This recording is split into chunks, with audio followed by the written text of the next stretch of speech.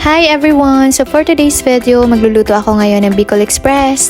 At since mahaba-haba yung oras ko ngayon at dahil day off ko, naisipan ko na lang magluto ng Bicol Express para sa ulam ko for tomorrow. Actually, twice a day lang talaga ako nagluluto ng ulam ko na pambaon sa company. At pang 1 week na yung niluluto kong ulam para mas nakakatipid ako. At malapit na nga ako matapos magluto ng Bicol Express at pinatikim ko din kay Aiza para sure na masarap talaga yung luto ko. At pagkatapos ko nga magluto ay nilagay ko na sa lalagyan at i-flex ko nga pala tong lalagyan ng aking mga ingredients. Dito ko nga pala nilalagay lahat ng mga grocery ko. At syempre, kinumpleto ko talaga lahat ng mga kailangan ko sa pagluluto para hindi hassle. Iba pa din kasi talaga ang lutong Pinoy. Hanap-hanapin mo kahit saan ka mapunta. Kaya naman kahit sobrang mahal, in-order ko pa rin yan sa Philippine store para ma-survive ang cravings ko. O diba, lakas makasari-sari store ni Mayora.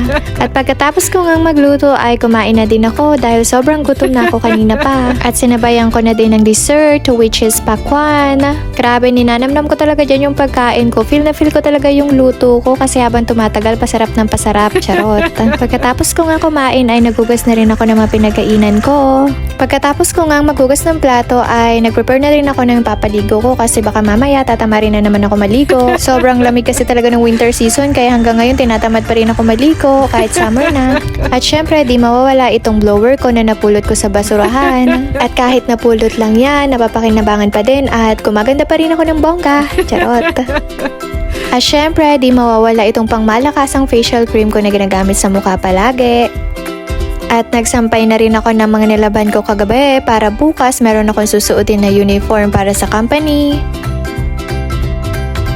At i-flex ko nga pala tong sabon na lagi kong ginagamit na sobrang mura lang pero very fresh kapag ginamit mo. Pagkatapos ko nga maligo ay nagmuni-muni muna ako sa kwarto. At habang nagmumuni-muni ako sa kwarto, nagpaturo sa akin si Rina para mag-edit ng vlog niya. Grabe, ganito kami kaboring sa Japan. Naisipan na lang namin mag-vlog kasi walang magawa. 2 years pa talaga te.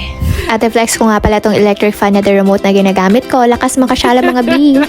At rumampa na nga ako papunta ng CR para ayusin tong sabog na kilay ko na 1 year nang hindi ko naaayos. At oras na rin para inumin ko tong Vita Plus na pinadeliver ko galing pang Pinas. Grabe, napakaganda nito sa katawan mga B, kaya itry nyo na din. Paubos na talaga siya mga B kasi twice a day ko siyang iniinom. Bala ko nga magpa-deliver ulit kasi sobrang ganda sa katawan at ang daming mga benefits. Nakakawala din siya ng acidic mga B, kaya itry nyo na din. Grabe, feel na feel ko talaga dyan yung pag-inom ng Vita Plus kasi paubos na. At hanggang dito na lang. Bye!